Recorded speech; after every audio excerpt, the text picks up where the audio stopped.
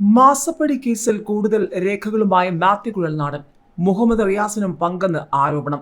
മാസപ്പടി കേസിൽ ടൂറിസം മന്ത്രി പി.എ. മുഹമ്മദ് റിയാസിനെതിരെ മാത്യു കുഴൽനാടന്റെ പരോക്ഷാക്രമണം.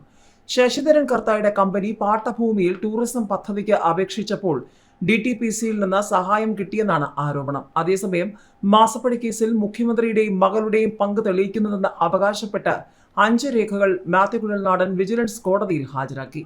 മാസപ്പടി കേസുമായി മന്ത്രി പി.എ. മുഹമ്മദ് റിയാസിനെ ആദ്യമായാണ് മാത്യു കുഴൽനാടൻ ബന്ധിപ്പിക്കുന്നത്. പാട്ടഭൂമിയിൽ കരിമണൽ ഖനനം നടക്കില്ലെന്ന് വന്നതോടെ കർത്തായുടെ കമ്പനി നൽകിയ ടൂറിസം പദ്ധതിക്കായി വകുപ്പിൽ നിന്ന് ഇടപെടലുണ്ടായെന്നാണ് പുതിയ ആരോപണം. കരിമണൽ ഖനനത്തിന് 2 തവണ അപേക്ഷിച്ചപ്പോഴും കളക്ടർ അധ്യക്ഷയായുള്ള ജില്ലാതല സമിതി അനുമതി നൽകാതെ സർക്കാരിലേക്ക് അയക്കുകയാണ് ചെയ്തത്.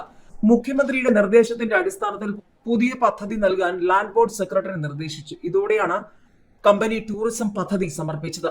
എന്നാൽ ടൂറിസം പദ്ധതിക്കായി മന്ത്രി മുഹമ്മദ് റിയാസ് ഇടപെട്ടു എന്ന് നേരിട്ട് ആരോപിക്കുന്നതിന് കുഴൽനാടൻ തയ്യാറായില്ല.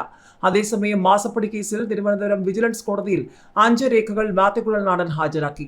സ്വകാര്യ കമ്പനികൾക്ക് ധാതുമണൽ ഖനനത്തിന് നൽകിയ പാട്ടക്കരാറുകൾ റദ്ദാക്കണമെന്ന കേന്ദ്ര സർക്കാർ ഉത്തരവ്, KREML നൽകിയ പാട്ടക്കരാർ റദ്ദാക്കണമെന്ന മൈനിങ് ആൻഡ് ജിയോളജി വകുപ്പ് ഡയറക്ടറുടെ ഉത്തരവ്, ഇക്കാര്യം വ്യക്തമാക്കി വ്യവസായ വകുപ്പിന് അയച്ച കത്ത്, പദ്ധതിക്ക് അനുമതി ചോദിച്ച് മുഖ്യമന്ത്രിക്ക് കമ്പനി നൽകിയ അപേക്ഷ, സുപ്രീം കോടതി വിധിയിൽ നിയമോപദേശം തേടാൻ മുഖ്യമന്ത്രി നിർദ്ദേശിച്ചെന്ന് വ്യക്തമാകുന്ന വ്യവസായ വകുപ്പിന്റെ നോട്ട് എന്നിവയാണ് രേഖകൾ. കരിമണൽ കമ്പനിക്ക് എന്ത് ആനുകൂല്യം നൽകിയെന്ന് ചോദിച്ച കോടതി കേസ് തിങ്കളാഴ്ചത്തേക്ക് മാറ്റി.